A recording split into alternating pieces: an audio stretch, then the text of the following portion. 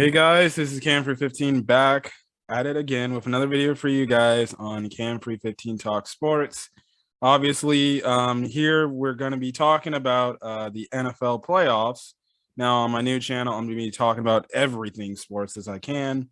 And this weekend, we obviously have the wild card round matchups, which there are some interesting matchups, but some matchups where it's pretty easy to predict that who's going to win and stuff like that. So we'll go through all the matchups for all the games, and then we'll get out of here, give our predictions on who wins and who doesn't. And then next week, we'll be back for the divisional round playoffs predictions. And then, yeah. But other than that, I guess, obviously, let's get started. AFC or NFC? Oh, our team is in the NFC, so let's save the best for last. Let's go AFC. Okay, so one of the first matchups that I have on my bracket list is the 4th-seeded Cincinnati Bengals versus the 5th-seeded Las Vegas Raiders. Now, Las Vegas had a crazy matchup on the last game of the year in terms of the regular season against the Chargers. And I've honestly, just looking at the Raiders as an overview of their entire year, I'm just shocked that they got to the playoffs to begin with, because I thought after the John Gruden issue and everything that was going on, they looked seemingly like they were going to fall apart. Like, we're Bear fans. After that Bears-Raiders game and then all the stuff that came out about John Gruden, you would just think, okay, the Raiders probably just punt this season and just give it into, or just put it in the tank and then move on to next year, make the right changes and stuff like that. And who knows what's happened in Las Vegas. But the Raiders, unlike the Bears, who are our favorite teams, they stood tall throughout all this freaking BS going on, and they managed to win the games they needed to win to at least stay in playoff contention. And then they won the most important game of the year, which was the last game of the season for them, and they managed to get into the playoffs. I don't know who their head coach is. Their interim head coach right now, I forgot his name. But his name is Rick Bisaccia. I hope I'm saying that right. Is it Rick Bisaccia or Rick Bisaccia? I'll say that. I'm pretty sure I'm blowing it up and just really not saying it correctly. Yeah. So I do apologize for that. But Rick Bisaccia. Yeah, I think he did. I think so far, just filling in for John Gruden with all the mess going on, I think he's did a pretty dang good job just keeping this team together, managing to get this team into the playoffs. More than enough. Especially, you just got to look at all the drama. The Henry Ruggs situation, that was crazy. After that, you truly thought, oh, the Raiders are probably done. It was really bad enough with the John Gruden stuff, but then they don't have they've had a couple of others that actually, had fraction occasional law with the police as well too. So they've had some issues with the law this season. Well, that's what happens when you're in the market of Las Vegas. So you got to control yourself out there. Yeah, buddy. What do they call it? Sin City? Yep. Yeah. So who you got? Who I got? This is actually a tough matchup because I like both teams in this matchup, but Cincinnati's at home. Joe Burrow is going to be coming back. I think I'll take, because they actually played each other earlier this season. I believe that game went into overtime in Las Vegas. Yeah. I'm going to give Cincinnati the W because they got home field advantage. I think the game will probably go down to the wire with maybe a late second touchdown or field goal. I got Cincinnati winning this. I just think offensively, they just have too much firepower for that Oakland Raiders defense. Even though, you can say from what they did last week, hanging in there with the Chargers, because they have a pretty stacked offense there. I just think just the home field's just going to be too much.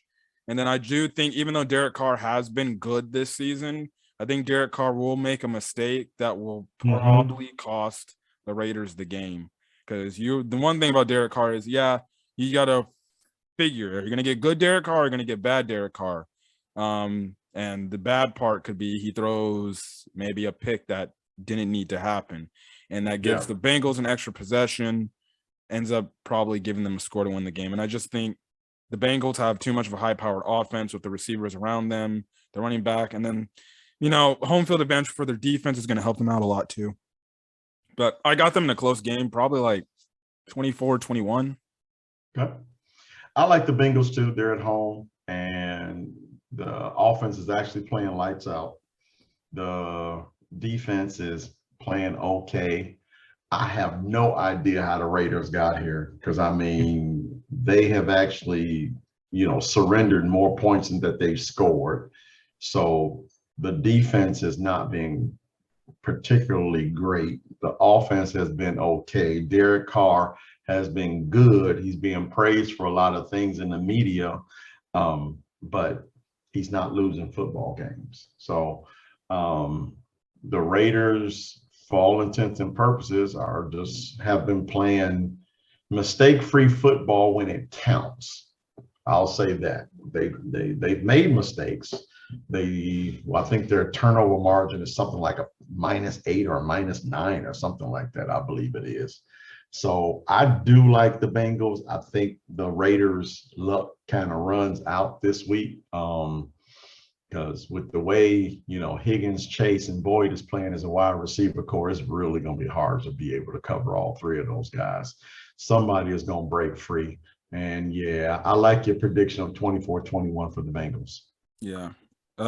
Just to go on a quick little off tangent for the Raiders. Obviously, the one thing when the Raiders go into the offseason, we have to wonder, are they going to just either resign the interim head coach to just make him the official main head coach of the team, or are they just going to go out there and interview candidates? I think what they'll do is they'll probably interview some candidates. Honestly, I don't know what they're going to do in terms of their head coaching situation. I'm guessing from an outsider's perspective, they would do the due diligence and interview candidates. But I wouldn't be shocked if they bring their interim head coach back to make him the full-time head coach next year. Well, I personally would say this. I would just go ahead and re-up them. Mm-hmm. You don't really want to, risk losing what potentially could be your next head coach for the next 10 years. And this particular coach, he made a way out of no way. I mean, the Raiders have not played great, but he's pushed the right buttons at the right time to get the Raiders to do a lot of things well. Now, granted, I will say this, he has used the situation of his predecessor to motivate this football team. Now, whether he can sustain that for the next year and the year after that remains to be seen. But I got to admit, you don't really want this guy to actually get out by interviewing other coaches. I say just go ahead and re-up him, get it over with, make him your head coach, and let the pieces fall where they may. Yeah. Okay. And then as for Zach Taylor, I think just being in his second year, I think it's good enough that he managed to have this team to rebound. But again, obviously, the one thing whenever the Cincinnati Bengals lose in the playoffs, the one thing is, well, can you repeat the same thing like you did from this past season? Because even as Bear fans, we would know that with an honest to God's truth, the fact that, the Bears had the 12-4 season, but they didn't able to rebound from the next 3 years going forward. So the one thing about Cincinnati going on for their future, if they end up losing this game, Zach Taylor and the Cincinnati Bengals are going to have to prove, can they repeat success? Because you got to look at the AFC North. Obviously, I think the Steelers, they're going to be middle of the pack team because Big Ben's going to retire and we don't know what their quarterback situation. They'll probably end up signing a guy in free agency and potentially trading for Rodgers if Rodgers wants to leave. And then keep in mind, there's a Deshaun Watson angle. Yep. I totally forgot. See, Deshaun Watson's been that issue's been blown out of proportion that I totally forgot. Yeah. I honestly think if he had signed a contract, and this is just my opinion, nothing more, nothing less, I honestly think that if he just went on and signed his contract, you wouldn't hear anything about none of this stuff. Yeah. In terms of the AFC North, the Ravens, they just had a down year. I think it was injuries killed them. Really, before the start of the season. Yeah, when J.K. Dobbins went down. The running backs, their starting cornerbacks went down. They all just started dropping out like flies. But they're a physical football team, so I Yeah. mean, next man up, and they were surviving until Lamar Jackson went down. When Jackson went down, they wind up. They still were very scrappy. Beat the Bears with the backup. But I mean, once your number one guy goes down, it's really difficult to actually make a play and and sustain winning football. Yeah. And then the Browns, as for the Browns, I think they have a solid team around them. It's just, well, Baker Mayfield ain't that guy. Well, I see it just like this. I mean, the Bears went to a Super Bowl with Rex Grossman. The Giants won a Super Bowl with Jeff Hostetler. I don't think either one of them two. The Ravens won the Super Bowl with Trent Dilfer. Well, actually Trent Dilfer, and they also won their second one with an average quarterback, I thought. Joe Flacco. Joe Flacco. When he was good. When he was good, though. Well, he played mistake-free football. I mean, you really don't need your quarterback to be a superstar. Now, maybe we're in a particular era right now where, you might have to have that guy be a little bit more, superhuman. But you really don't need a superstar quarterback to win. You just need a quarterback that's just not going to make any mistakes. Think about it like this. Jimmy Garoppolo and the 49ers, they would have beaten. They would have won that Super Bowl. If Garoppolo didn't make that, he made a horrible throw late in the game that would have been for a touchdown. They would have won, but he made that bad throw, and guess what happened? And then on top of that, I mean, the coach made two bad calls. I mean, didn't run the ball. He put the fate of the game in the hands of an average quarterback. Yeah. So it does happen. You don't need a great quarterback. You just need a really good system. And the Browns, Baker Mayfield, let's stop pretending that this guy is a great quarterback. Let's just put some pieces around this guy and let everyone work within the system. If they work within the system, chances are they can be successful. But everyone's got to work within the system. And I don't see it in Cleveland. Yeah. In terms of the AFC West, obviously the Chiefs, they're going to be there for a long time unless that ship just shocking. The salary cap is eventually going to get them, though. Yeah. There's too much money tied into Patrick Mahomes. I mean, I think he's $44 million for next year. I think so. Yeah, so eventually the salary cap is going to get them. I think Kelsey's going to eventually be a cap casualty. Maybe Hill. I know if they've been re-signed or not. I have no idea. But eventually those guys are going to be cap casualties. So they had some issues on the offensive line where I think they squared those things away. But in the long run, what I've always heard that they say in football is the cap never loses. Yeah. The cap always wins. Yep. And they got a pretty, I guess you can say, subpar defense. It's not good, but it's not bad. It's kind of Correct.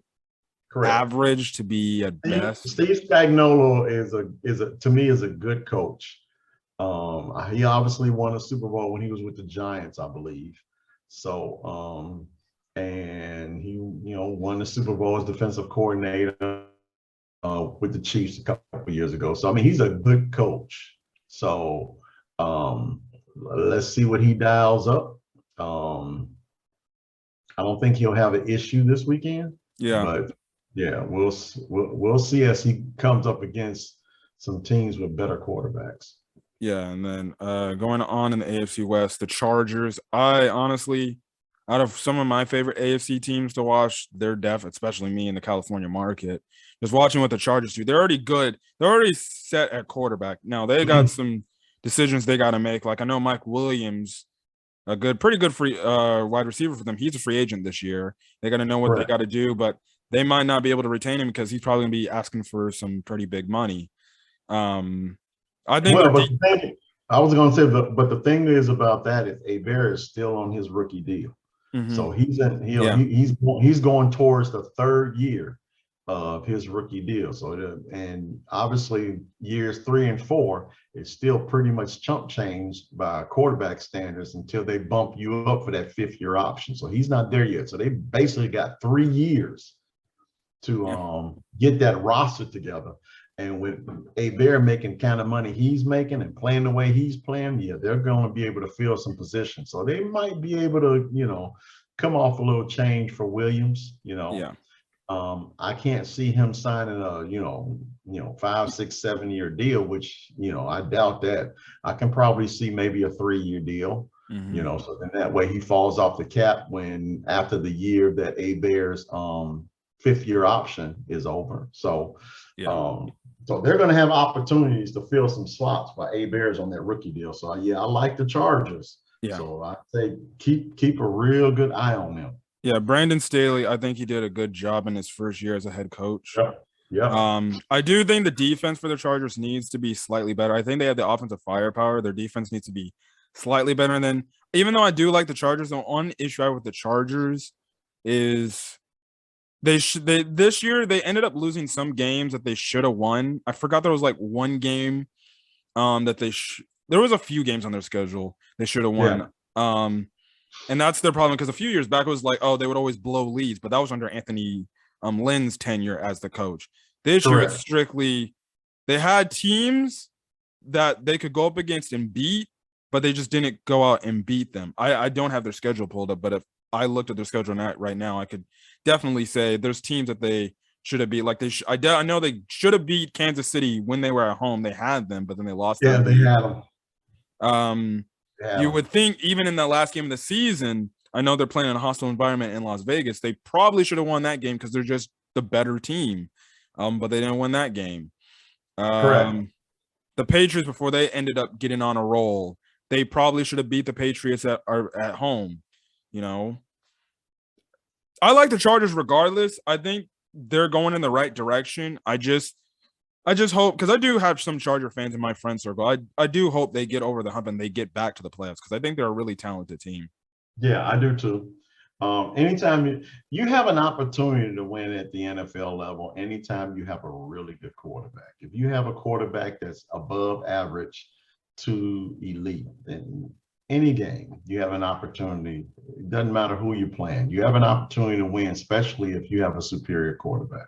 I know what I said earlier about, you don't need a superior quarterback to win. You can win if that quarterback plays within the system. Yes. However, that said, if you have a superior to elite quarterback, I got to admit, man, it doesn't matter what your system is, what you run. If you have that dude on your team, then yeah, you have a really good chance at winning a lot of football games. And right now, and to me, Hebert, man, I might be blowing them up when I say this, but when I see Hebert, I see Dan Marino.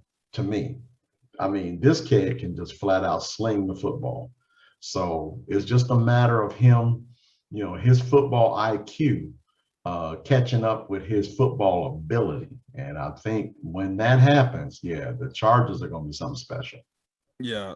Some losses on their schedule they had. Obviously, they lost to the Cowboys. That wasn't a close game, 20-17. Yeah. I don't blame them for losing the Cowboys. They got blown out by the Ravens. It was in Baltimore, so I don't blame them there. I think that was like an off game. Well, the bad loss was to the Texans. Yes. That was the one.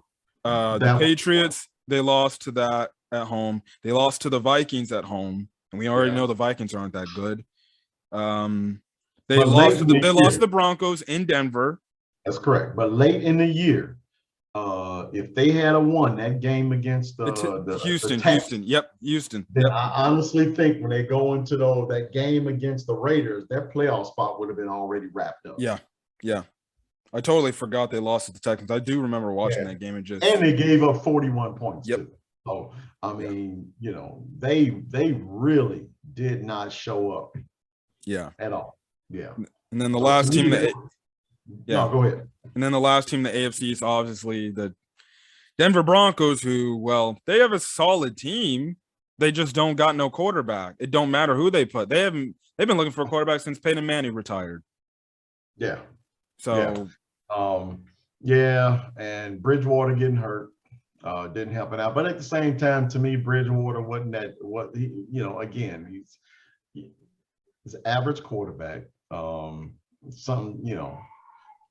I think that system has to be really good for him to excel in, and you can't have an average quarterback trying to be freaking Aaron Rodgers, Tom Brady.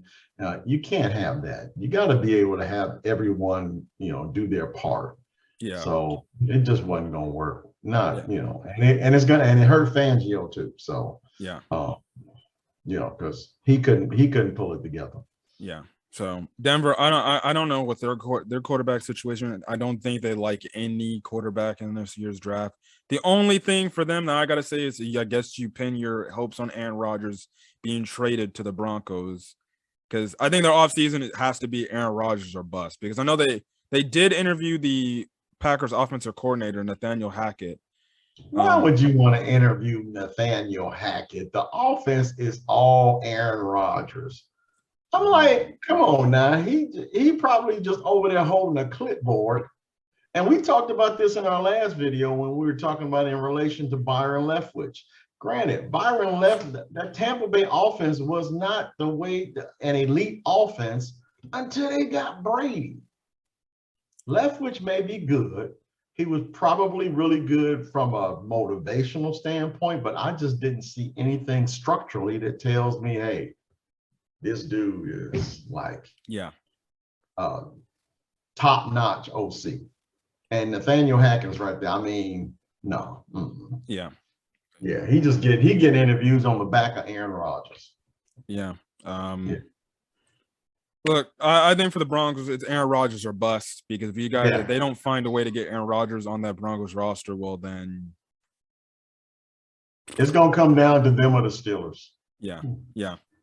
But I think looking at their rosters, especially after the Broncos made that trade to the Rams, I just don't think the Broncos have the draft capital or even the players to make a deal with Aaron Rodgers. The Steelers, I think, do, although it may take someone like Minka Fitzpatrick to make it happen, I don't know if the Steelers want to do that or not. Kill me. Yeah. So, Yep. But whoever wins this match between the Bengals and the Raiders, they're going to go on to play the number 1 seed in the Tennessee Titans. So going on to the next matchup, I kind of did wish I had my other co-host Matt Swarmstead on here. And I was going to ask you if he was going to be on the call, just so I can strip his basketball card away from him. Sadly, no. I think he's working right now at the time we're recording this video, so gotcha. he wouldn't be available. But if you seen on my old channel, wherever my friend Matt Swarmstead came on whenever we talked some Bears recaps, he's a New England Patriots fan, and his New England Patriots, who are the 6th seed, are playing the 3rd seed Buffalo in the trifecta matchup. I guess you can say the grudge match, because obviously New England won in Buffalo on Monday Night Football, and then Buffalo went to New England, defeated the Patriots, and now it's going back to Buffalo again in their grudge match to see who will come out this year being the victor between these two AFC East rivals. And listen, if my boy Matt's watching this, and I'm probably going to recommend this to him anyways, but I already told him, listen, the Patriots, yes, were they good? Did they have a nice rebound from last year? Yes, but I see them no more than a first round exit.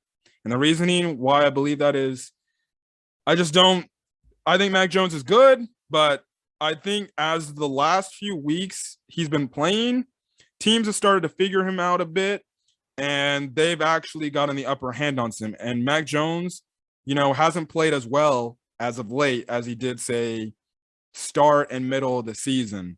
Because his last game, he had a pretty bad game against the Dolphins. And even in the second matchup in the Bills, because the Bills were saying leading up into that game, trust me, it's going to be different this time because that dude only threw against us 3 times in the wind, and he completed 2 of them. Yeah.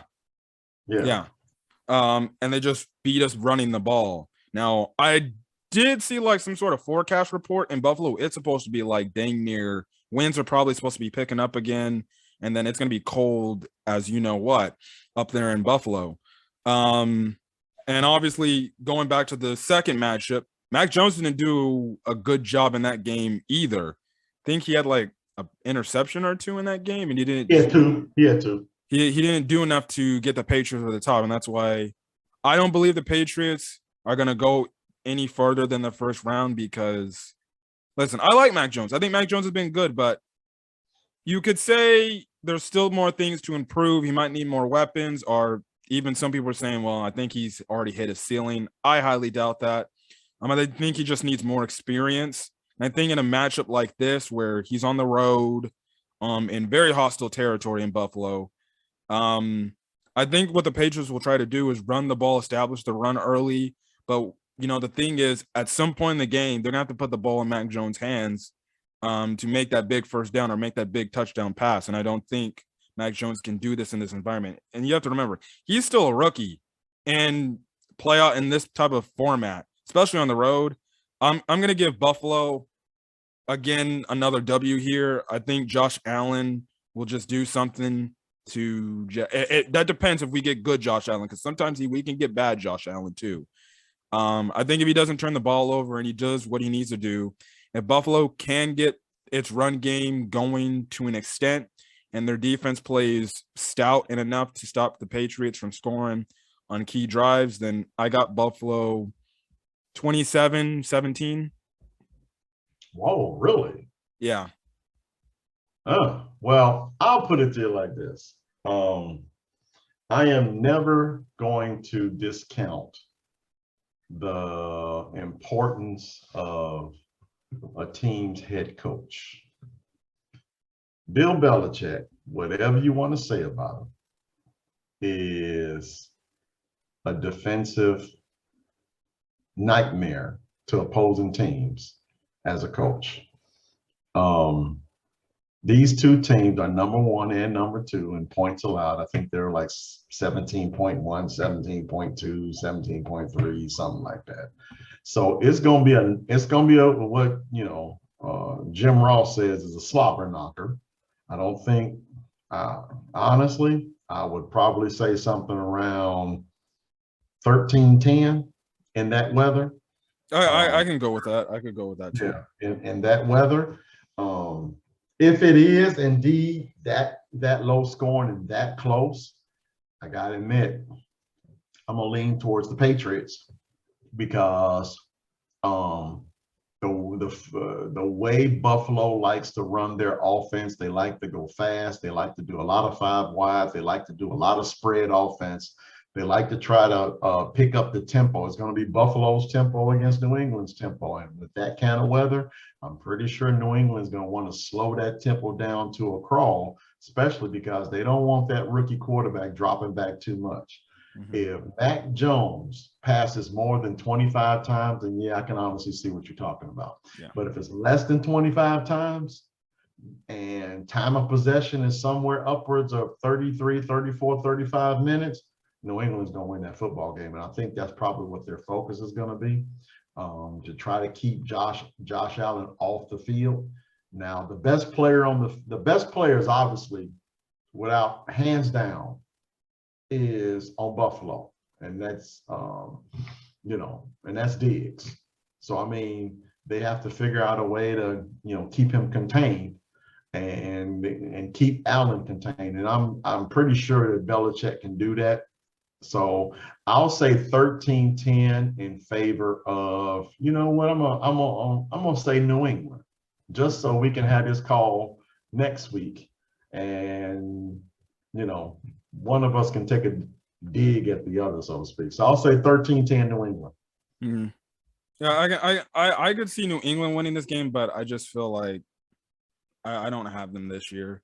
I think the team, in terms of the quarterback, isn't ready. And I do think Buffalo will not be stupid, and they should just key in on the run and try to stop the run. But we'll see how it is. Both games. Both games. Buffalo scores 20 points, they win it, because I can't see Yeah. New England scoring. I can't see New England scoring that many points going into Buffalo in the playoff game. Yeah. So they got to keep it low. 13-10. Yeah, both games I know New England's rushed over 100 yards. So I think if Buffalo really, truly wants to win, they know what New England's wanting to do. They're going to want to stop the run first. Correct. They do. So. Moss and Singletary got to have really good games for Buffalo. Yeah. If Buffalo, now New England's and I know we got to go to the next game, but the staple of a New England defense is to make the opposing team one-dimensional. So they're going to try to take away something that Buffalo does very well. So I would probably say if Buffalo comes out running the football, you can probably try to get New England to shift their thinking, because I'm pretty sure what they try to do is contain Josh Allen. So if they can make Buffalo one-dimensional, then yeah, I honestly think they can win this game. 13-10. It's got to be low though. Mm-hmm. Yeah. I think both teams, in terms of the grand scheme of the AFC East, their futures are obviously bright for both teams. As for the other two teams, Jets, I don't know what the hell they're going to do. And then the Dolphins, I don't even know what they're going to do, because they fired their head coach, Brian Flores. I don't know. I don't even know who they're interviewing as head coaching candidates. They're still like iffy on their quarterback. Well, the front office likes Tua, but in some cases Tua. Yeah, I don't think Flores liked Tua. Yeah. I don't think he liked them. I don't think he liked them at all. Yeah. And I think based on, at least one report that I read, that he was clashing with ownership. Now, whether it is because of Tua, I don't know, or whether it was because Flores just wanted ownership to leave him alone and let him run his program the way he wanted to run it, and ownership wanted, to be able to give their 2 cents. That's what I read, and they just had a partner of the way. Well, it wasn't really a partner of the way. Miami fired him. They said, get out. Yeah. So yeah, but honestly, as good as a coach he is, I think he'll find work somewhere. So that's just a matter of time. Yeah. I don't know what Miami is going to do. I really don't. It's kind of just question mark. So yeah, they're a promising team. Yeah. I just think they need a few more pieces. And then again, the quarterback spot is iffy for them, because you don't know if Tua is that type of quarterback that can at least make the Dolphins contend in the AFC East and maybe get at least a wild card spot, because they had a chance earlier this year to at least try to secure a playoff spot, or at least keep their playoff lives alive, but they went to Tennessee and they couldn't beat Tennessee. I think they had a 7-game or 8-game winning streak or something like that, and it just got stopped cold turkey. And I think their momentum for the playoffs died when that winning streak was broken. Mm-hmm. So yeah, but other than that, that's our thoughts really on the AFC East. Anyways, the next and last matchup for the AFC, whoever plays the winner of the Buffalo New England game, it's the number 2 seed Kansas City versus the 7th seed Pittsburgh. Look, I think this is probably one of the few games in the AFC for the wild card that we should probably have a 100%. We know who's going to win, and that's Kansas City. Pittsburgh and Kansas City played earlier this year, and Kansas City just utterly destroyed them and had their number. There was nothing Pittsburgh could do. I think it's going to be a rinse and repeat of the same thing now. The only question is, will Kansas City somehow play down to Pittsburgh's level to keep them in the game? We don't know. It depends how Pittsburgh's defense does against Patrick Mahomes, because there's times you can catch Patrick Mahomes having a bad game, because he's had a lot of bad games this year. And then in terms of the offense, I guess Pittsburgh fans got to hope Big Ben can actually throw the ball down the field. But other than that, this should be a blowout. You would think that it would be, but the Pittsburgh defense is actually decent. I still think, again, it's just, you have two quarterbacks. One is about to give it up, and one is at the peak, almost at the peak of his career. So all of the weapons offensively is obviously with Kansas City. However, man, if you can run the ball and keep Kansas City on the sideline with Najee Harris, then Steelers has got a shot. And that front seven for the Kansas City Chiefs is not great. They're good, but they are not great. Spagnuolo has we talked about system as opposed to just being elite. And I think if the Kansas City defense, if their system is going to be good, then everybody's got to do their job to stop Najee Harris moving the chains. If Najee Harris is moving the chains, then yeah, Pittsburgh has got a shot to win this football game. So, but that being said, I can't see it. I just really can't. I mean, Ben is clearly done, as a football player. Yeah. So I can't see it. The Chiefs have been on a roll. I think they got Super Bowl aspirations. So I can't see it. So I will probably say something along the lines of 28-17 Chiefs, Yeah. And then the Chiefs had a nice come from behind win that could be like a rally of the whole thing coming together in the playoffs and stuff like that. But yeah, we don't need to talk about their division because we already talked about that. But yeah, that's our AFC thoughts. So that's anyways going on to the NFC. We have the matchup that whoever wins this matchup will end up playing the number 1 seed in the Green Bay Packers, and that is the Los Angeles Rams, who are the 4th seed in the NFC versus the Arizona Cardinals, who are the 5th seed. Now, honestly, this is one of the games that's going to be hard for me to choose. Because it's kind of a toss, and because both these teams won their matchups in each time they faced each other. And the thing is, both these teams beat each other in their own building. When Arizona came to LA earlier this season, they beat the Rams in a blowout. They utterly humiliated them, but then LA got the revenge and defeated Arizona. But then again, Arizona isn't a good home team for some strange reason. But if I'm being honest, damn it, this is so hard. I'm probably gonna have to give the edge to, as much as I don't want to, because I really don't believe in them. I have to give the edge to the Rams because I don't even know if DeAndre Hopkins is even cleared to go this game because he's hurt. But they said there was some chance he can make the playoffs. But what I heard, I don't think he's gonna be playing in this game. So I got the Rams in a close game. I definitely think I had them winning this game with a field goal. So I'll probably go 2017 in this game. Now, obviously the X factor, I already know Kyler Murray. He's going to try to do Kyler Murray things. The X factor, this entire Rams run of the playoffs, I don't care what anybody says, it's the guy they traded for this offseason, and that's Matthew Stafford. And that was the number one thing where a lot of people said the Rams are going to be favored going into the season because they got the guy. They got Matthew Stafford, the upgraded version of Jared Goff. And Matthew Stafford, well, he hasn't been playing. I think Matthew Stafford this entire year, he's been good for the Rams, but honestly, you could compare this season to past seasons that Jared Goff has had.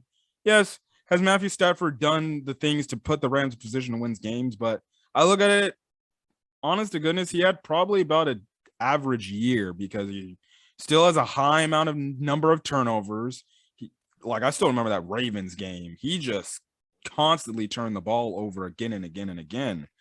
I mean, that's the one thing that I don't trust Matthew Stafford in these big moments. Like, can you not turn the ball over? Can you play turnover-free football? Can you actually put your team in positions to win games? And that's the one thing about Matthew Stafford. I think he only had one playoff appearance with the Lions. It's a good question. I believe it is just one. I know they played the Cowboys that year. And they got screwed. Yeah. They got royally screwed that game. I think he did enough in that game to put them in a position to win. But the end all be all, the thing is, this is the reason why Matthew Stafford was brought here to the Rams, and that's to win them a Super Bowl. And the first thing is he has to get over the hump in this wild card game. He can't stink up the joint. I think the Rams want any shot at winning this game. Matthew Stafford has to throw no more than one interception. If he's throwing 2, maybe 3 picks, I don't know. I think Arizona will take advantage of that. Your X factor is Matthew Stafford. My X factor is JJ Watt. If JJ Watt comes back, like they already said he's already off the injured reserve. He's coming back. Well, they say he's off injured reserve, but he's coming back. He's going to be playing in the playoffs. Kingsbury has not mentioned if he's going to play or not. If he does indeed play, and he is the JJ Watt we all know, that's when Arizona started having their problems. The minute he went down with that shoulder surgery, because his leadership on the field, his leadership off the field, his leadership in the clubhouse, his leadership in the film room, that for the most part was all gone once JJ Watt got hurt. So if he is back and he is 100%, 100% now, I'm almost 100%, then I can honestly say without a shadow of a doubt, the Cardinals are going to win this football game. Another person that could be considered an X factor for the Rams is Odell Beckham Jr.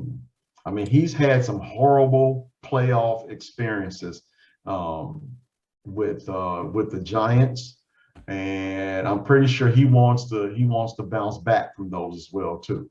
So a Stafford to Beckham Jr. probably would be a nice little, for them to connect. But they got and they're clicking too. So in the end, and I know I'm saying if this happens, I still got to pick a winner.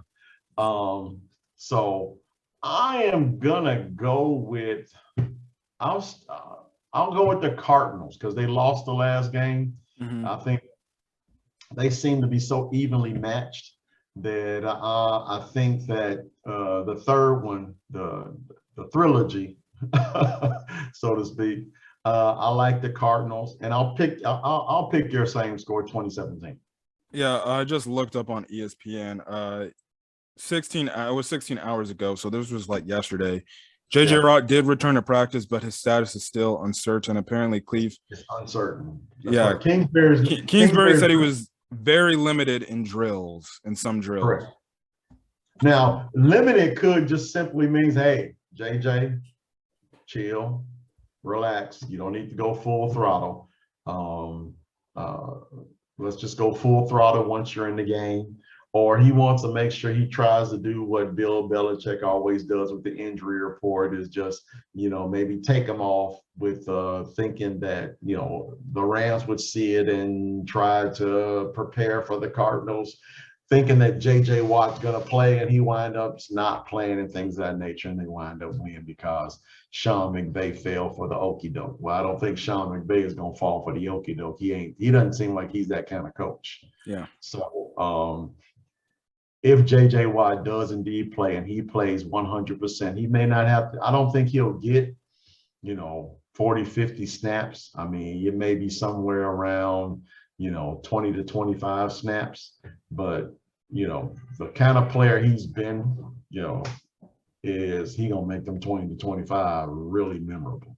Yeah. So, but I still like the Cardinals 2017. I do think both teams' defenses are solid too, and I think it's going to take maybe a turnover to maybe put one of these two teams in the position.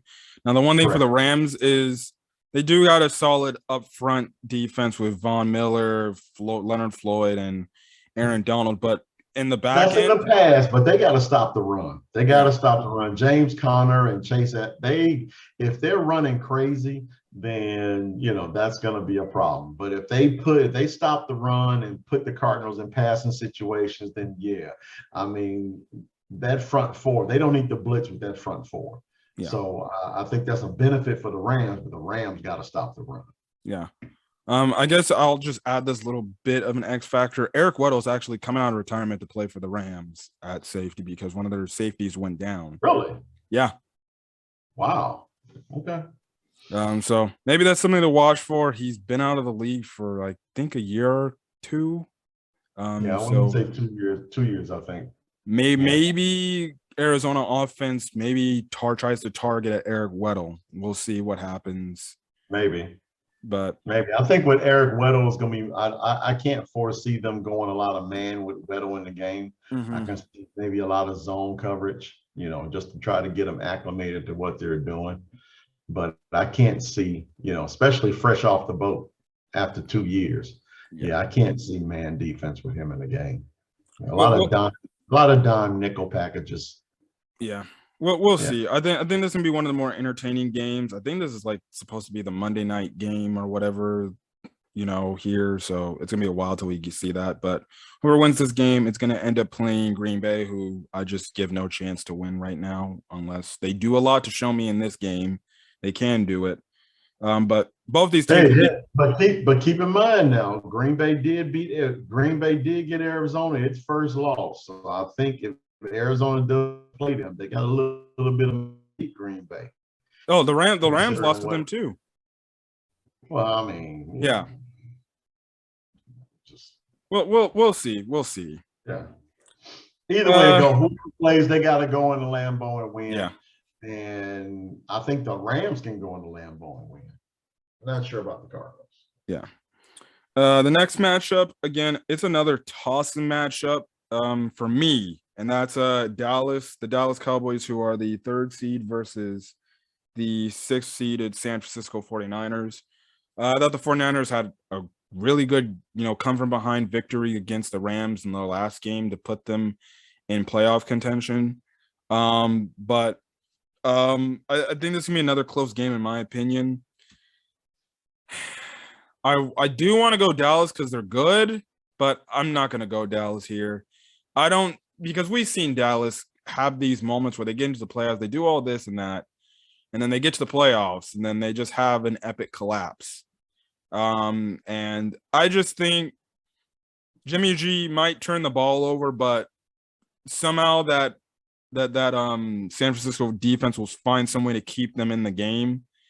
And with the fact that freaking San Francisco can run the ball like crazy, and then Deebo Samuel, I think he's going to do something crazy because Deebo Samuel's that good. I got San Francisco in a close game, 27-24.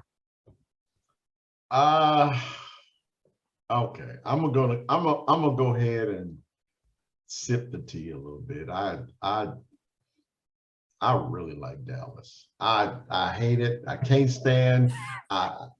Man, I don't want to have to quote, media personalities, but I like Dallas this year. I hate their fans. Their fans are just, and a really good friend of mine who happens to be a coach that I've coached with before, he's a Dallas fan. A lot of people here in the military community here in Germany, they're Dallas fans. And I honestly think, I'm not going to say this is Dallas's year. I'm not going to go that far. But, yeah, I just don't think that the 49er offense has enough firepower to keep that Dallas defense on its toes. I just don't think so. Dallas has got too many weapons. They got too much speed. Even on defense, they're good. So I don't see it. Me personally, I'll go with Dallas 27 like you did. Mm-hmm. But I don't think the 24. Nah, I'm gonna go ahead and say something like 13. Okay. 27-13 Dallas. And if the 49ers do happen to win, then hopefully my prediction of Dallas winning jinxed them. Let's go there. I'll do that. Dallas, you're going to win 27-13. Yeah, I think this is gonna be another exciting matchup. We'll see what happens in this game. But who knows? Dallas is known for being on the biggest stages as of recent memory and then just completely falling apart. And obviously, and the 49ers are known for actually being really fundamentally sound in these wild card and playoffs games. So, I mean, when they get to the Super Bowl is when the 49ers seem to just fall apart.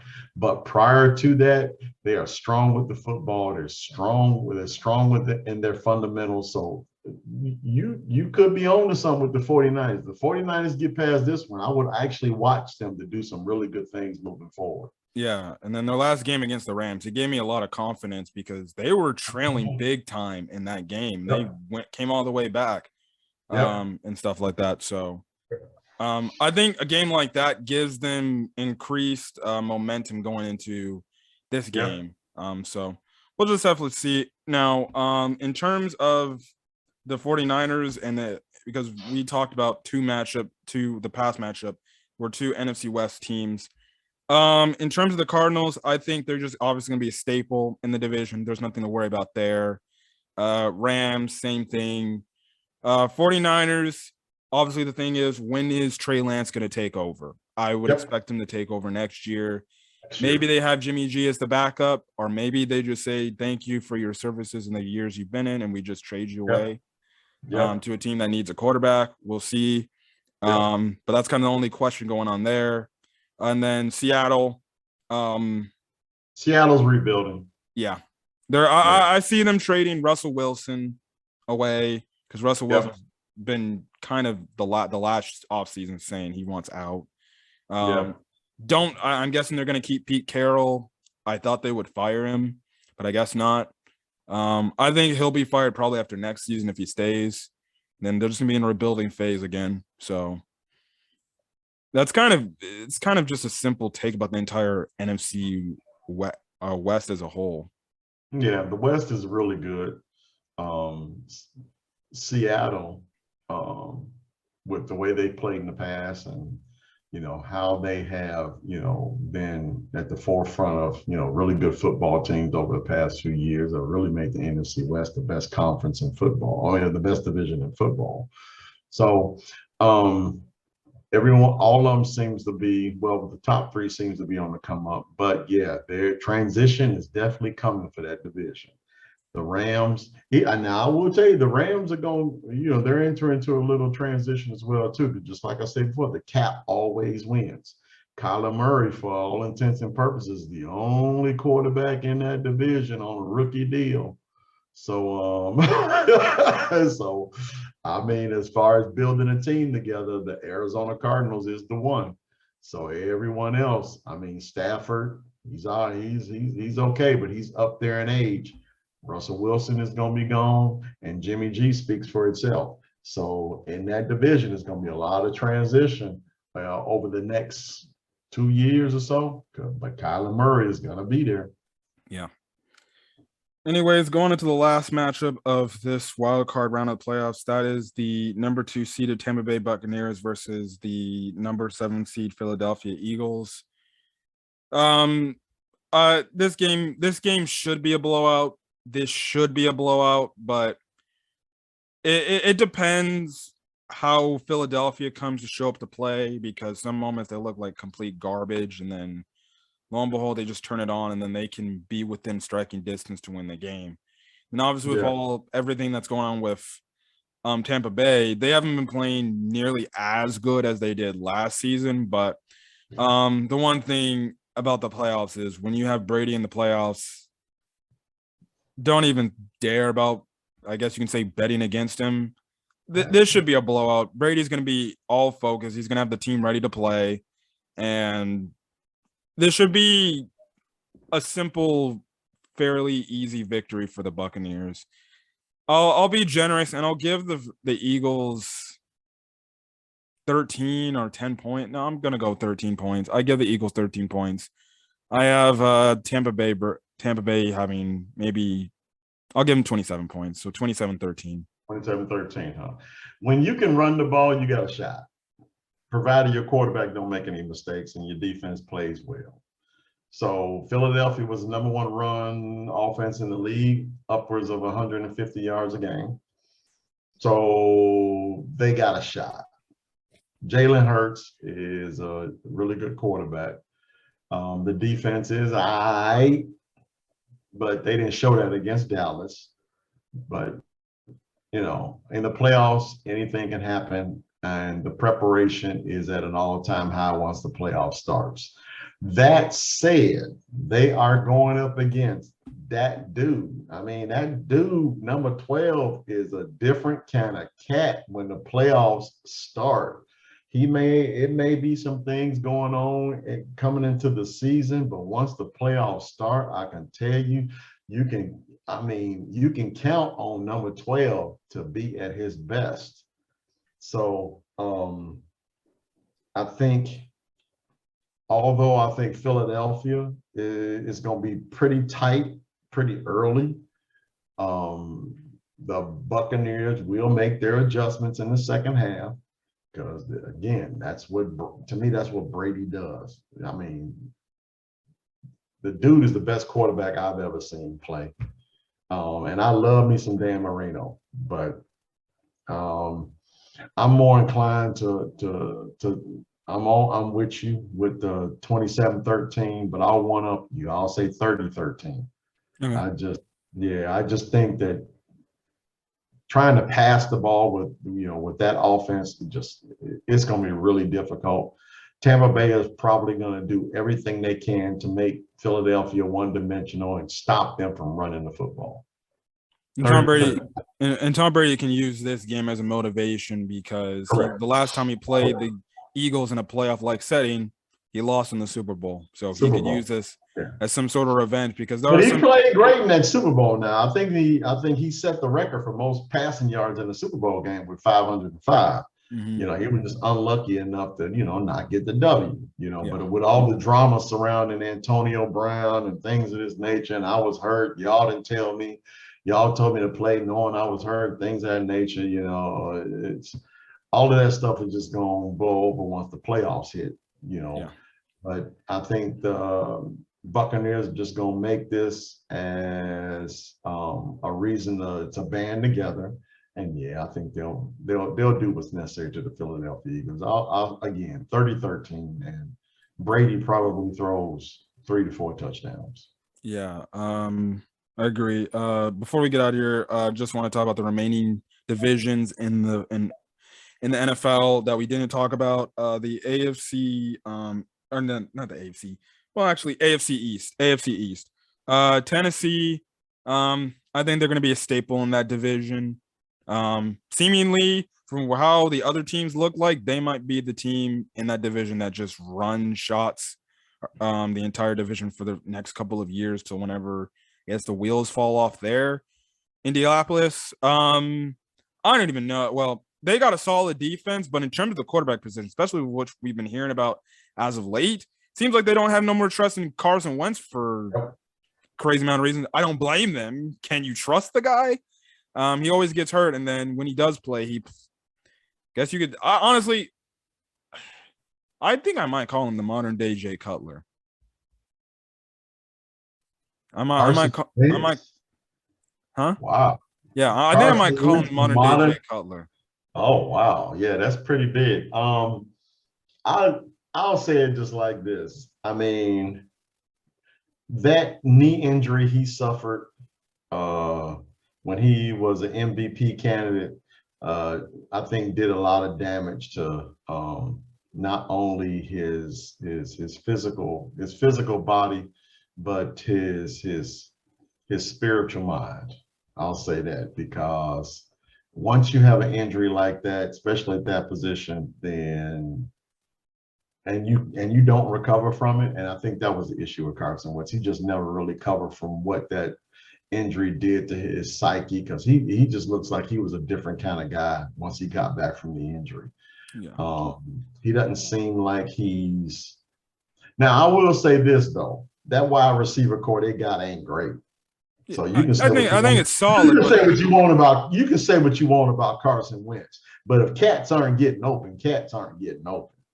I think the Colts have a solid wide receiver room. It's obviously not great. I think it's not. I think T.Y. Hilton's deal is up too, so they got if they want to have any shot. T.Y. Hilton was never a number one guy. To me, Pittman's not a number one guy. They got, like Michael Irvin said, they ain't got a number one. They got a bunch of number twos and threes. You know, if they had a stud wide receiver on that team, then maybe Carson Wentz could, or a stud wide receiver, or let's just say a stud pass catcher. It doesn't even have to be a wide receiver. It could be a tight end.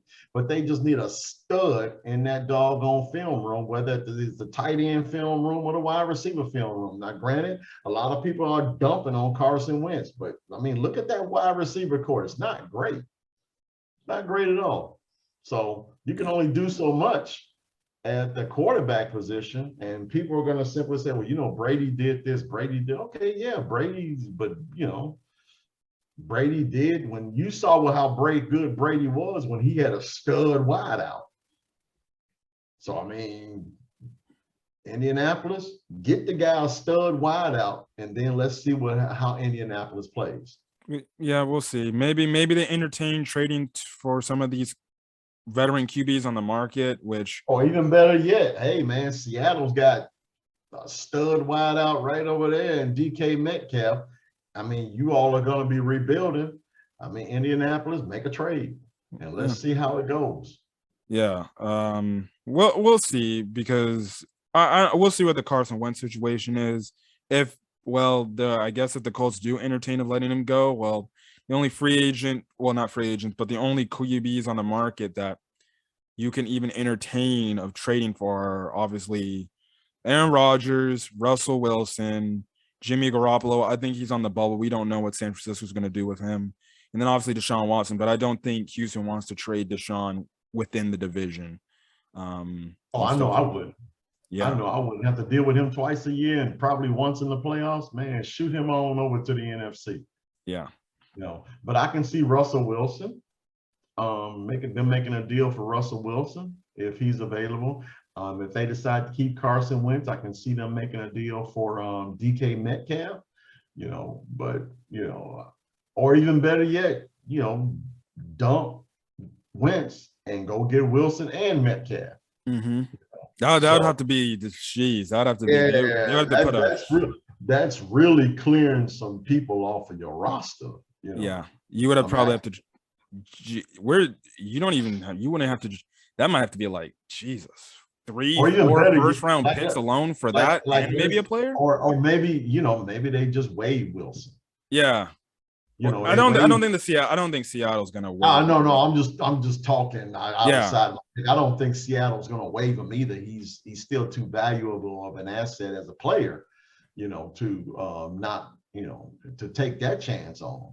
Yeah. But I can see Indianapolis, you know, picking up the phone and calling Seattle on draft day. Yeah. The other two teams, the Jaguars, bunch of question marks there. They need a head coach. Don't know who their head coach is going to be. The last thing I heard about the Jacksonville Jaguars interviewing a coach was going at good old Bill O'Brien's way. Bill O'Brien, and you know what? They can have him.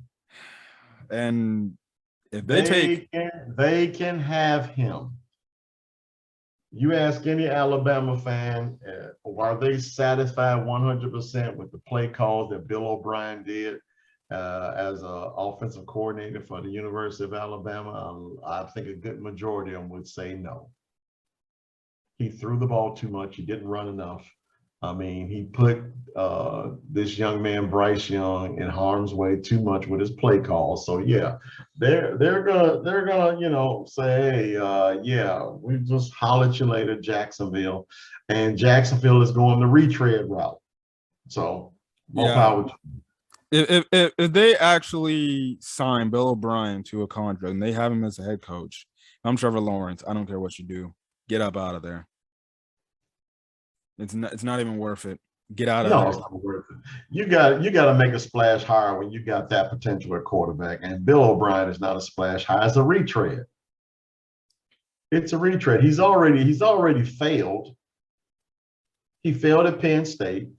He failed at Houston. I mean, yeah, he failed at Alabama because we didn't win there either. So I mean, he's a retread. Yeah. Yeah. Hopefully, for Jacksonville Jaguars fans' sakes, they don't get Bill O'Brien. Otherwise, you might be losing your quarterback earlier because I don't think he would ever entertain coming back. Maybe. Although I will say this: Bill O'Brien is better than what they had. Oh yeah. Then Houston Texans, that's a mess. They fired David Culley. And they fired him, having to pay him $22 million. Yeah. I mean, I was just like, you really wanted to get that guy out of your building. Yeah. You really did.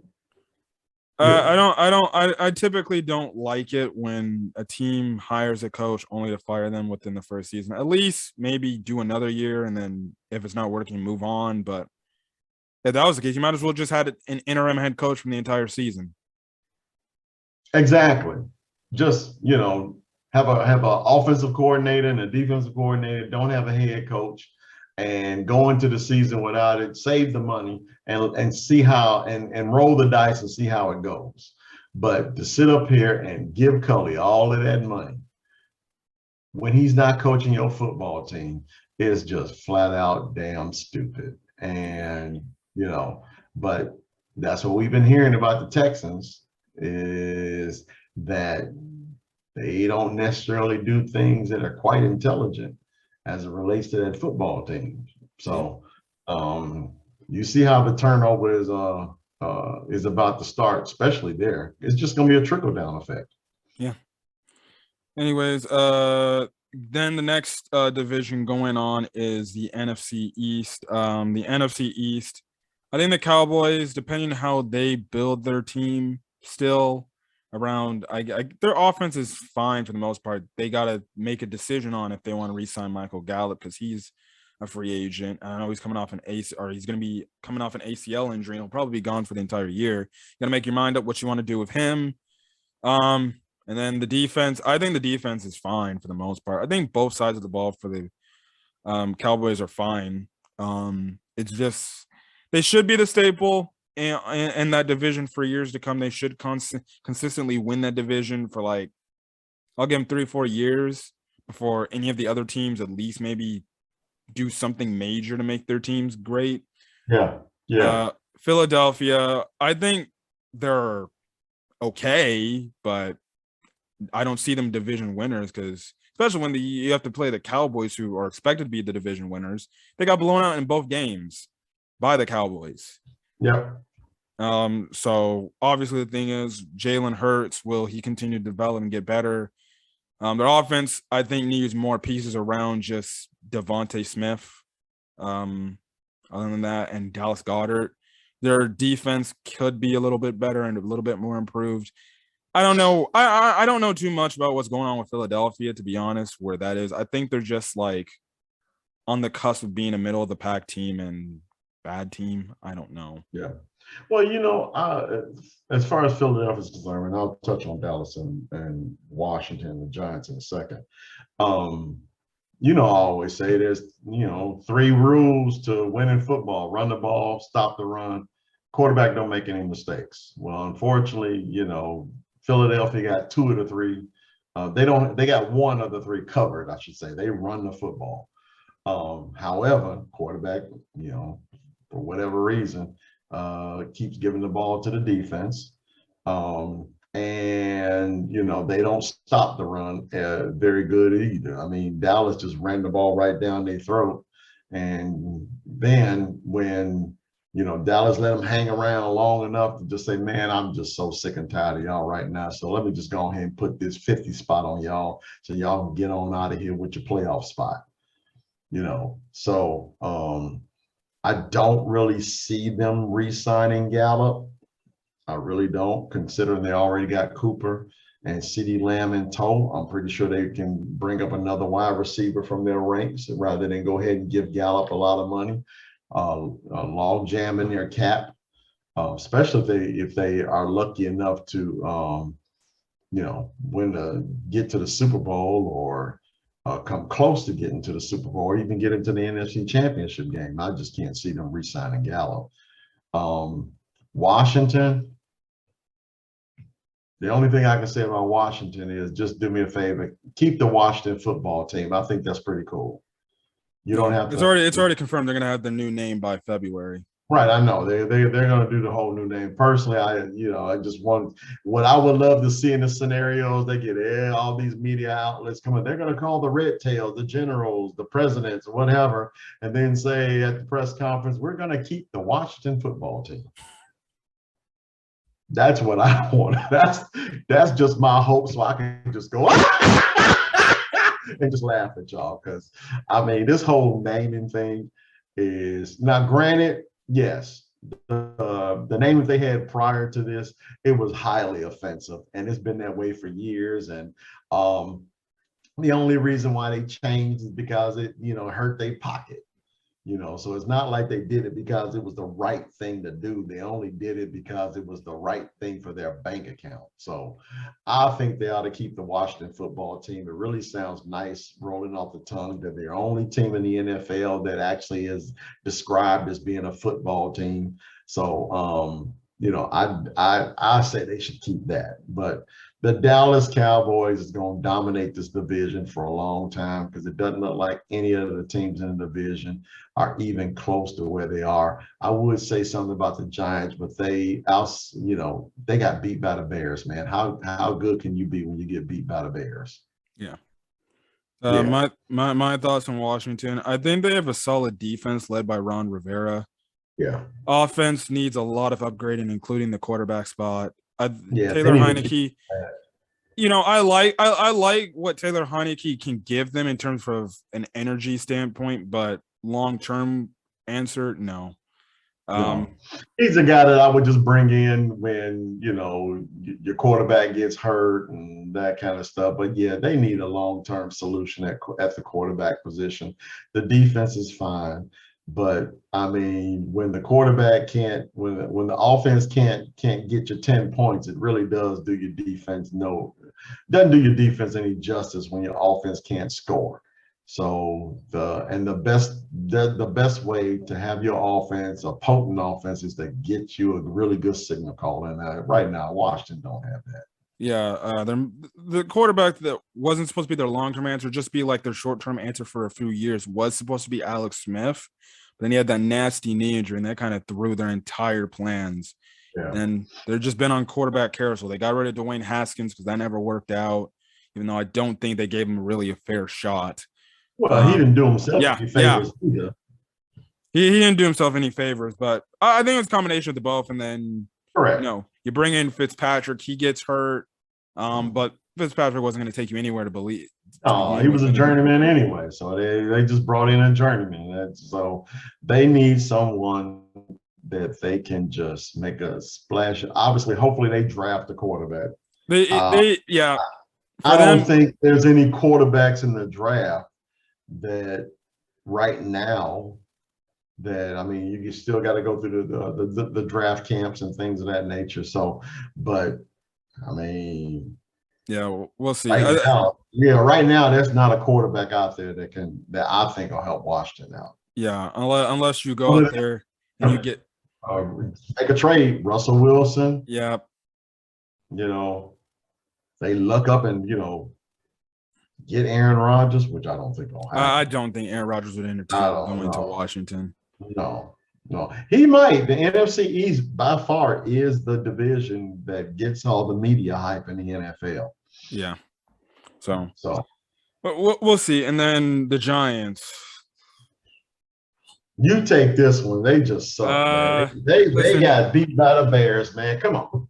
I'm a Bears fan. We're obviously Bear fans, but I've always said time and time again, listen, I hate my Bears and how the way they manage their team and how bad our owners are, but good God, at least I'm not the Giants. Hell, I said in my freaking Bears-Giants game recap, I got into a whole argument about the freaking with his Giants fan, just talking about the fact that, Jesus, the Giants suck. I don't want to be in any relation with the Giants. Thank God I have Fields. And then I get in some stupid argument about this guy who only, after we tweet each other out.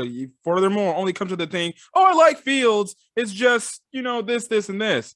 And he just comes down and say, well, both our management teams suck. And I'm like, that's all you had to say from the beginning. Why am I getting in an argument with you? Yeah. Listen, they fired, their GM retired. I quote unquote say fired. And then because the media and the players do not like Joe Judge with an absolute passion, they ended up firing him, even though their owner, I think John Mara, came out and freaking probably gave even a worse press conference than George McCaskey did. Is there such a thing as a worse press conference than George McCaskey? Really? There is such a thing? Yep. Oh, Lord. Heck, if you want to go look at the Panthers, who will get into the NFC South soon, Matt Rule had probably one of the worst press conferences I ever heard. Yeah. Look, the Giants, dude, I don't. Yeah, and I gotta admit, I mean, Bill Belichick, disciples from the Bill Belichick tree are really having some issues.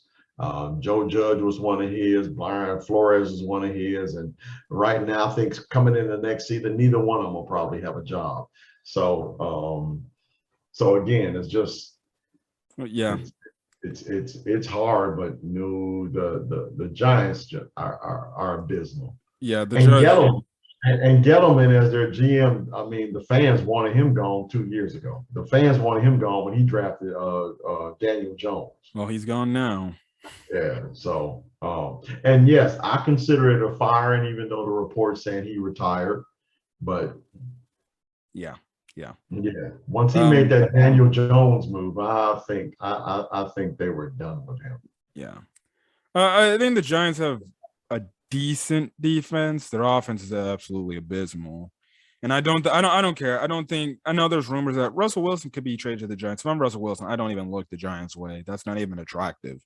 Because however, I will say this. I mean, if the Giants are healthy, that offense on paper looks really good. But they're never, ever healthy. Barkley, for whatever reason, it's an ankle, it's a knee, it's something going on with his legs, whereas he can't play double-digit games, and when he does play, he barely gets 50-60 yards because defense is key on him. The ACL injury have definitely affected him. Correct. So so hopefully he comes back next year a little better. He looked good against the Bears. But I mean, when you don't have a signal caller, man, it's bad. Yeah. And you don't have a signal caller, it's bad. Yeah. And then the fact that now they're going to bring in a new GM and a new head coach, I guarantee you they're probably not going to be sold on Daniel Jones. Listen, Daniel Jones is a bona fide backup. I said it to the same Giants fan who was in an argument like when the Bears played the Giants. When they drafted Daniel Jones, what they probably should have done was bolster that offensive line so you got some protection for this kid moving forward. But they didn't do it. And now you got your running back getting hurt, your wide receivers are getting hurt because you can't run the football, and you got Daniel Jones running for his life, trying to throw to wide receivers who just aren't getting open. It's just bad. Yeah. It's absolutely just abysmal. Yeah. And I thought we had problems. Yeah. Bad. Only thing is I see them doing in terms of fixing the quarterback situation, because I definitely will have an 100% no shadow of a doubt that the GM and coach won't be sold on Daniel Jones.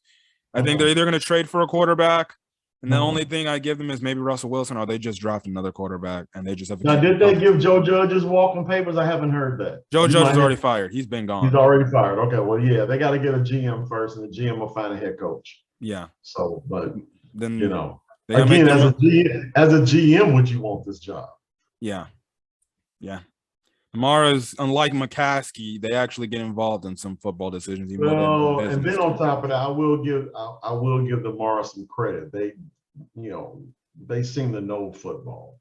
Yeah, they seem to know football as owners to the point whereas they can make some sound decisions as it relates to certain people in their front office. Whereas McCaskey, this dude just automatically just admitted, I don't know football, so I'm gonna get this other older guy, whereas he can't find a gig even with ESPN because he's just so far detached from today's game.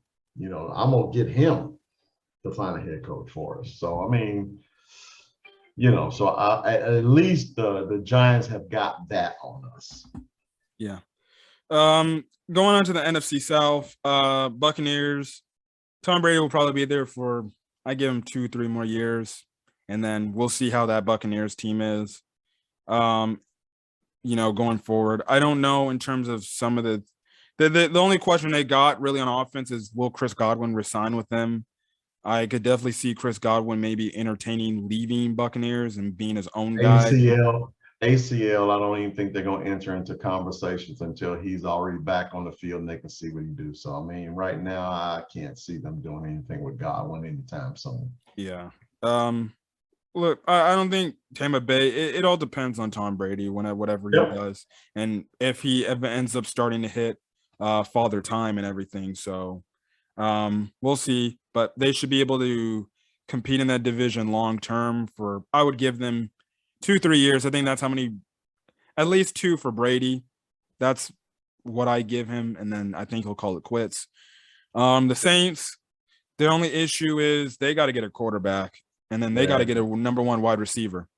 Well, if you look at the entire division, Brady is really the only solid choice of quarterback inside the division. Matt Ryan, he's on his way out. Yep. I mean, Matt Rule's offense, I mean, he came in from, what was it, Baylor? And they automatically thought that this guy was just going to be the, I'm going to say the next Sean McVay.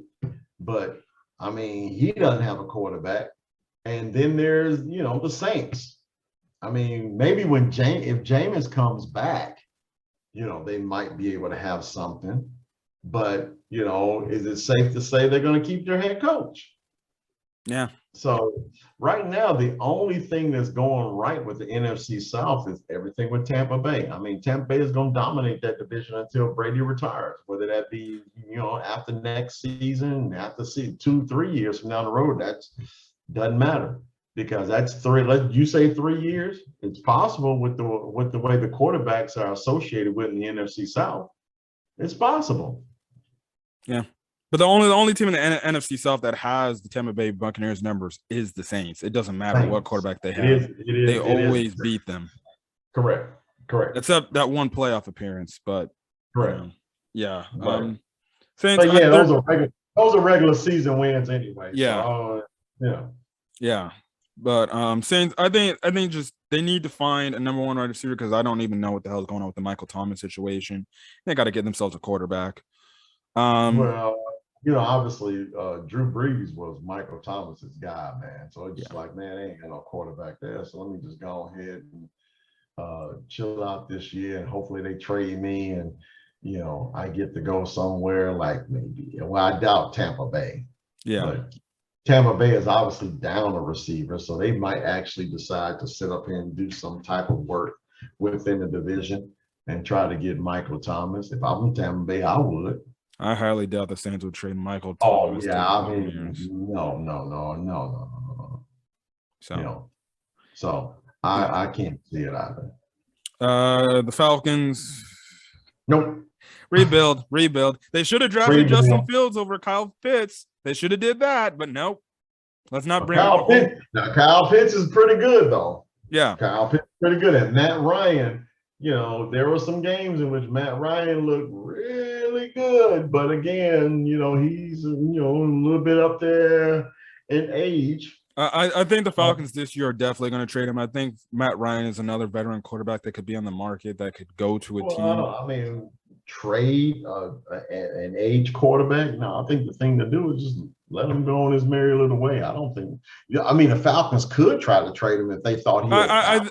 I think the Falcons are just going to go into complete rebuild. I think they're going to get rid of Matt Ryan. I would honestly say just try to talk to Matt Ryan about retiring. But no one's going to want to give up an asset for an older quarterback. No one's going to want. I think for what's worth of Matt Ryan right now, I think the least he is late second round pick, maybe third round. For Matt Ryan? Yeah. Man, Randy Moss was traded for a fourth rounder. That's, to me, that was just, I can't see. I wouldn't give up a third rounder for Matt Ryan. Oh, well, we'll see, because that's up to what the Falcons front office did. But that's true. That's true. The Falcons are going to want something back from him. Whether they get that is debatable. But yeah, they don't. I'm pretty sure they probably still see him as an asset, and they're going to want to put him on a trade market and get something for him. Now, whether they get something for him is the question. Yeah, I personally don't think so. So I say probably just, hey, dude, just retire, because we don't want to go through the route of waiving you, or draft a quarterback. Hey, Matt, bring him along. Yeah. And then I do know Calvin Ridley, he kind of wants out. I don't blame him. You trade away his running mate in Julio Jones. Julio always got hurt. Roll Tide, but he always got hurt. What is he doing now when he's with Tennessee? Same thing. He gets hurt. Now, okay, hold on. For your viewers, I'm pretty sure that statement will be like, hey, it's football, man. It's football. You can't expect a wide receiver or any position player to play 16, 17 games. It's just not done. I agree with you. But that said, you got to be able to make it through at least one season. Just one. Like, man, goodness gracious. And yeah, it's the freakish of all things with Julio Jones, man. It's just like he'll be a player, and the next thing you know, he's on the sideline, he's getting rubbed down, and Julio Jones won't be able to make it into the game. We don't know what's going on, but we'll keep you posted for any details. Next week, Julio Jones is out 7 weeks with a hamstring issue. Just. Atlanta's got to rebuild that defense. The only good player I saw all year for Atlanta was Cordell Patterson. That was the only good guy I saw for them. And I had him in my fantasy league too. So thank you, Cordell. Appreciate you, brother. Then the last team in the NFC South obviously is the Carolina Panthers. They tried, and they're not good on defense. They're definitely not good on offense. They tried to do the Cam Newton experience again. That didn't work. So then they went back to Sam Darnold when he came back. That didn't work. And got a college coach, and he ran a college offense in the NFL, and it just didn't work. Yeah. For some reason, the Panthers didn't look to fire Matt Rule and just get rid of him. Reminds you, Matt Rule. Matt Rule said yesterday, he saw Sam Darnold in the same tier as Justin Fields and Mac Jones.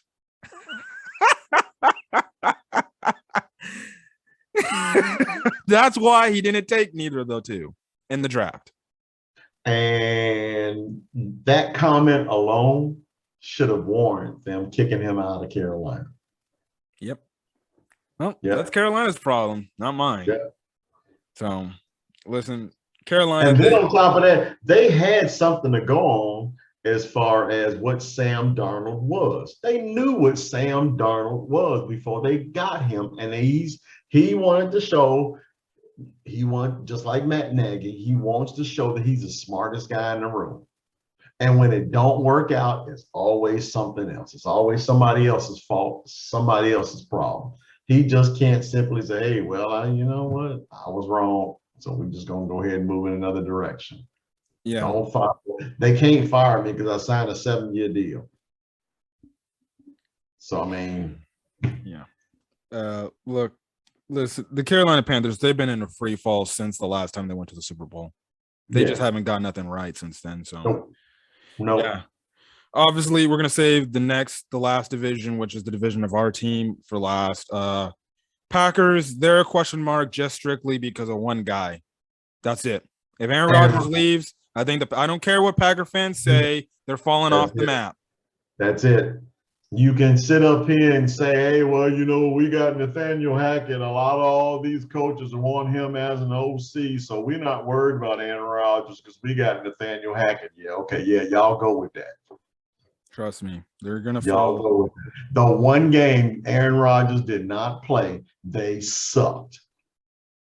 Yep. They sucked with Hackett, sucked with LaFleur, and he was supposed to be such a great play caller. Okay. All right. Yeah. I hate Aaron Rodgers as a football player, and there's a reason for that because the dude is damn good at what he does. Yeah. And I think their defense, it's solid, but I don't think it's like elite level defense. I think the only elite position they got on defense is Kenny Clark and then Jair Alexander. Those are the only two elite positional players on their defense I have. True. Other than that, I think their defense is average at best. True. But if Aaron Rodgers leaves, I expect them to be an average middle team of the pack because I do not believe in Jordan Love. Yeah. Jordan Love didn't impress me in that Chiefs game, and he didn't impress me in that Lions game. Nope. Not a bit. So, and what I do like about our division, especially because I think moving forward, that at least we, the Chicago Bears, have a quarterback that, for all intents and purposes, that has the ability and the potential to dominate this division for the next 2 to 3 years. I mean, Jared Goff is Jared Goff. We all know what he can and can't do. Kirk Cousins is Kirk Cousins. We know what he can't do. The question mark is, can Justin Fields be that next guy? And everything that we've seen so far says yes. So I would probably say within the next 2 years, the other 3 teams in our division is going to be shopping for quarterbacks. Yeah. But that's all, like I said, based on the question mark for the Packers if he's gone. Maybe after next year too, because Zimmer is gone. And I'm pretty sure the Campbell in Detroit. I'm pretty sure he's like, man, we got to do something about our quarterback. Something, Yeah. And the Green Bay front office is going to make sure that Aaron Rodgers is gone. Hopefully, I'm crossing my fingers. Yeah. And even still, though, how long do you think he can keep it up? How old is he? I mean, at least Brady's exercise regimen, his eating and things of that nature, that's well known. His TB12 method and things of that nature. We all know what Aaron Rodgers does. Oh, how old is Rodgers? 38. 38, 30. I give him maybe 4 good years till Maybe time catches up. It's obvious that he's not ready to call it quits. Yeah. So I would probably say yeah, but I would love to see him on the Steelers though. As long as he goes to the opposite and opposing conference, I would love to see him with the Steelers. I'm a huge Mike Tomlin fan, and I would love to see him with the Steelers. So. Yeah, we'll see there. The Lions, they're rebuilding. Nothing else to say there. Vikings and the Bears, they're the only 2 teams in the division that are like, we got to see who the GM and the head coach is for the team to see what direction they could be going into. I think both teams. I think both teams should go in the offensive direction, strictly because they got offensive talents. Well, Vikings, Justin Jefferson, Bears, Justin Fields. We've already talked enough about the Bears. We made a video about the Bears and stuff like that.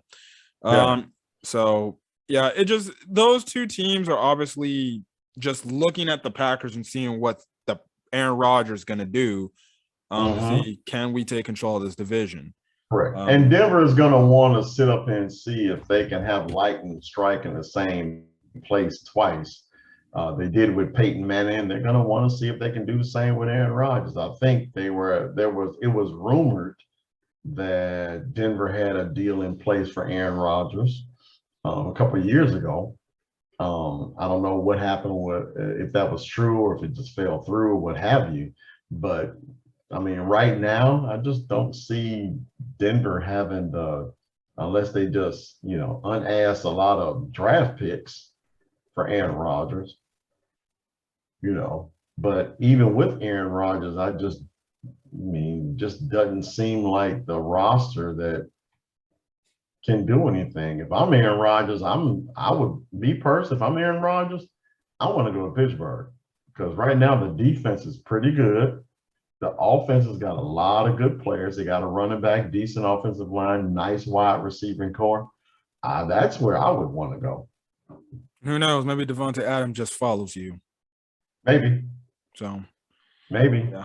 I definitely do think if Aaron Rodgers leaves, Devontae Adams gone for good. Oh yeah, Devontae Adams. They might as well just go ahead and trade him or just put him on the block. No, he's on the last year of his contract. Oh, is he really? Then I can honestly see they do the okie doke with Devontae. Yeah, we're gonna sign him. Yeah, we'll sign him. Yeah. So go ahead and sign your contract first, and then we'll take care of Aaron. Yeah. I hope Devontae don't fall for that okie doke. I don't think he will. I think because he and Aaron Rodgers are boys. I think he's gonna wait to see what happens to Aaron's situation before he makes a deal. And I would too. So yeah, but other than that, that's it of our wild card You predictions. didn't say anything about the Bears. I thought we. You didn't say anything about the Bears. We talked about Dan Campbell in Detroit. We talked about Jared Goff. We talked about Aaron Rodgers going this, that, here, there, here, and yard. And you didn't say not one thing about the number one team that we're supposed to talk about, which is the Bears. Okay. In terms of what I think about the Bears, I think they just need to get the GM and the head coach right. That's it. I'd say it starts with Rick Smith. Hire Rick Smith and tell Rick Smith, since I'm not a football expert, I'm gonna just bend to your will. You just make this team what it is, and I'll sign the checks. Yeah. That's it. The problem with the McCaskies is the latter, signing the checks. Oh. Mm-hmm. But hopefully they make a splash with Rick Smith. Rick Smith does. If they hire Rick Smith, I'm confident the coach he hires will be a good one. Yeah. We'll see what the Bears do. We talked about the Bears extensively on there, and things like that. I might make another video. It's up to you if you want to be on the video, because I'm thinking about making a video strictly what happened in the Matt Nagy and Ryan Pace era Chicago Bears. We could talk about that and just make it just one video about that. Give our thoughts on that. I just got off a heart attack. I don't need another one. I don't want to go back. I did my stint in the hospital. I don't want to talk about Ryan Pace and Matt Nagy anymore, because to me right now at this particular point, they are irrelevant. Yep. And then I guess one more thing about the Vikings. They do have Kellen Mond on their team, but depends if they're going to develop him. I don't think he's going to be that good for them anyways. So maybe they entertain trading it for a quarterback, or maybe they just say. Again, the first and foremost priority they got to do is get a head coach. Yeah. Then again, they're stuck with Kirk Cousins, so who? Yeah, they got to get a head. They still got to get a head coach. So I think that position will probably be first, and then that head coach will decide what to do with that quarterback. So if they do that quarterback now, and that new head coach comes in and says, "I don't like that quarterback that you got," then yeah, it's not good. So yeah, they're going to get a head coach first. The Bears got to get a GM first. So Bears and the Vikings got to get a GM first. They really both. Vikings got rid of their GM too. Yep. Oh geez. Well, then it's a race to see who gets the better GM. From what I've seen in Viking circles, most of the GM candidates that I saw from their end, I haven't seen enough yet, but it's nothing that the Bears have offered to my knowledge. No. So we should be in the clear for now, but who knows? We should be. But we'll see. We'll see. Know. But like I said, we do have the quarterback position is settled as it relates to comparing it to the other quarterbacks in our division. We're good. provided that we get the right head coach that can mold this young man. But getting the right head coach is crucial. However, we got to get the right guy to be able to hire the right head coach. Yep. You know, and the biggest problem with the Bears that we've already seen over the past, couple of weeks is McCaskey and Phillips. They're still at the top. They're still at the top. I haven't heard anyone call them dumb and dumber yet, but I would imagine when that comes out, that's all she wrote. It's just a big mess with Chicago, and I don't think McCaskey and Phillips are the guys to be able to do it. They got to be able to make a really good hire as a GM, just so they can sit back and in the background and do absolutely nothing. Get the right guy, Chicago. Yeah. So we'll see. But anyways, that's where we're going to end our wild card predictions video. Next week, we'll be back for the divisional round and probably react to some of the matchups that happen in the wild card and their outcomes and stuff like that. And then we'll talk about the divisional round going on. And then obviously the championship game and then the Super Bowl prediction. Bill Belichick make me look good. 13-10. But other than that, we're going to get out of here. So if you guys like the video, leave a like. Put in the comment section your thoughts on the predictions, not only for the divisions like we talked about, but also the wild card games.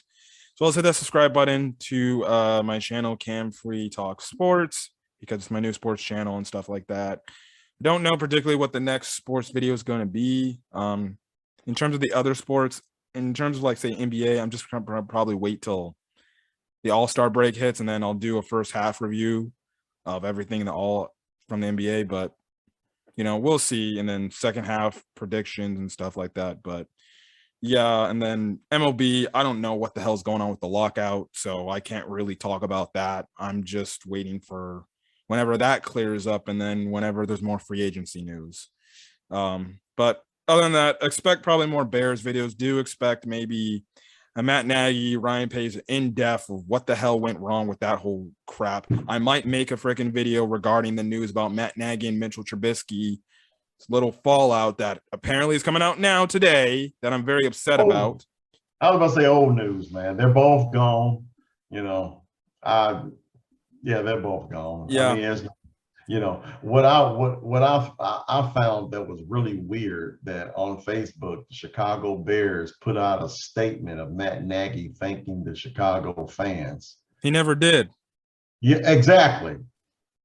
So I'm just like, come on now. You guys are just, if you think your fans are that damn stupid, then, which they do, obviously, because fans, they pay their money to this organization, have been for, years on end. And just, it's obvious that this, yeah, posted on social media about how a great run by Jeremy Grant in a game we lost.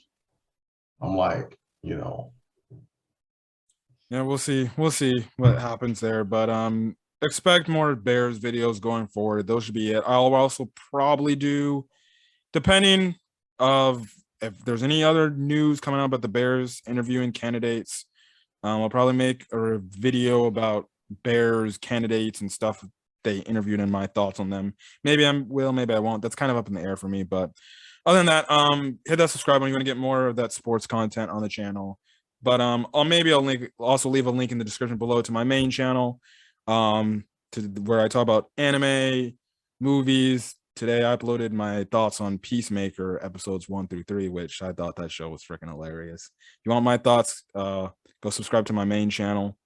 John Cena, really? Yeah, I thought he was great in it. Other than that, guys, I'm going to get out of here. Hopefully, you guys have a great rest of your day or night or when to share this video. Until then, guys, stay safe out there.